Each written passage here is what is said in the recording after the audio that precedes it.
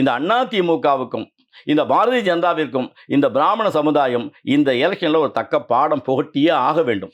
Chennai corporation எல்லா தொகுதியிலையும் சென்னை கார்ப்பரேஷனில் தோற்று போயிட்டாங்க. ஒரே ஒரு சீட்டு மட்டும் டி நகரில் உமா ஆனந்தன் ஜெயிச்சாங்க. இந்த எலெக்ஷனில் ஒரே ஒரு சீட்டு அந்த அம்மாவுக்கு வீராங்கனைக்கு இந்த சீட்டு வாங்கி கொடுத்துருக்க வேண்டாமா? பிராமணர்கள் திக்காக இருக்கக்கூடிய இடம் இல்லையா, அவங்க பாப்புலேஷன் இல்லையா, அவங்களுக்கு இந்த சீட்டை வாங்கி கொடுத்துருக்க வேண்டாமா? இந்த மயிலாப்பூரில் இந்த சீட்டை வாங்கி கொடுத்துருக்க வேண்டாமா? போராடி இருக்க வேண்டாமா பழனிசாமியோட? இவர்களுக்கு வாங்கி கொடுத்தா அவளுக்கு ஆபத்து, அவளுக்கு வாங்கி கொடுத்தா இவருக்கு ஆபத்து, இவர் காலை பிடிச்சி இந்த நண்டு கதை தான் இன்றைக்கு பிஜேபி செய்து கொண்டிருக்கிற வழியே பிராமண கதையெல்லாம் அவங்க செய்ய மாட்டாங்க சார். பிராமணன் எப்பயும் பிஜேபி தான் ஓட்டு போடுவான்றத அசாத்தியமான நம்பிக்கை இருக்குது அவங்களுக்கு. அந்த நம்பிக்கை இந்த இடத்துல உடைக்கப்பட இருக்கிறது.